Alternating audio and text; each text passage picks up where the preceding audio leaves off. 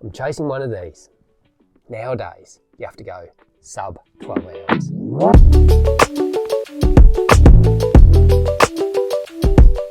It's been a full decade. 2012, I ran 12:26 and 1 second. Then in 2013, I set my PB 11 hours, 46 minutes and 7 seconds. And it was my first 100 kilometre race. And it has just so much. The trail has sand, hills, river crossings, single track and spectacular views. I love this race. It is one of my all-time favourite courses. To win this beer Stein, I'm going to have to turn the clock back a full 10 years. And that's going to need a plan. And training for such a long event tends to need a lot of training volume. But the problem is, I tend to break down when I really push the long stuff.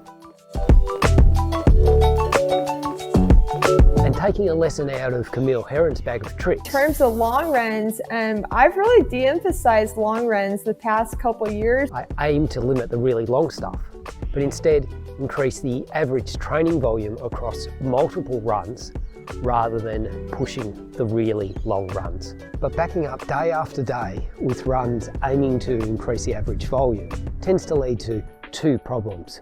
One is a breakdown of the body, so injury, and two, stagnation and form. And to counteract both these problems, I've taken some inspiration from Niels van der Poel in how to skate a 10K. And I'm going to include 2 back-to-back recovery days every training cycle. The back-to-back recovery days should help reduce the chance of my body breaking down.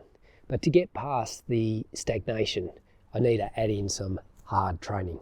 This will include some intervals, some hill repetitions, but being careful not to go crazy on the volume of this harder work. And knowing I've got 2 recovery days coming up means I don't need to be shy on the effort that I put into those longer runs.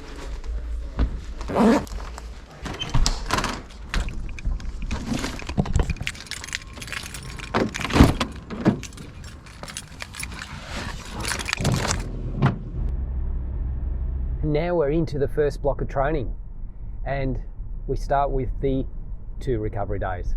Refreshed and ready, it's time to kick it.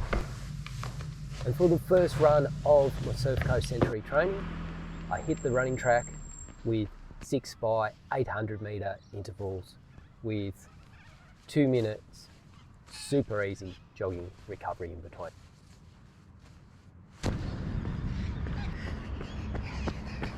That run went pretty well. Next on the list was a basic run. I ended up covering an hour 24 and 15 kilometres over that.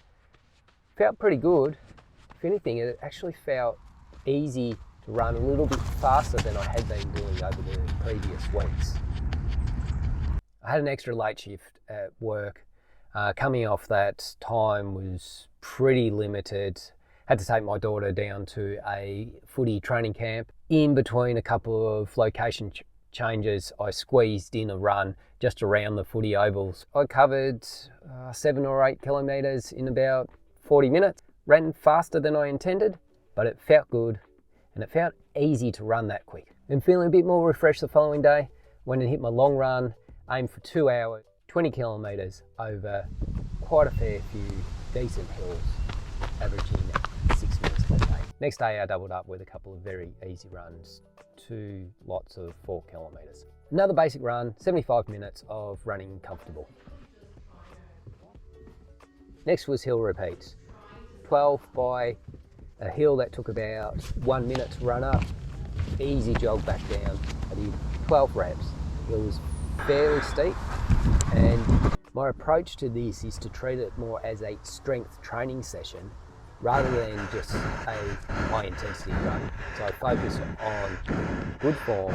In fact, I exaggerated the push off. Of course, I finished the final 2 reps just running normally, trying to make them a bit faster. Next day, another basic run, just shy of 1 hour. I think I covered 9 kilometres. My legs were feeling fairly trashed by this stage. My last long run. This one I aimed for about 2 hours, or 20 kilometres over some reasonably gnarly trails, chasing the longer hills. Hard terrain. I pushed this one a bit. Covered the 20 kilometres in 2 hours, 9 minutes. After this run, I was trashed.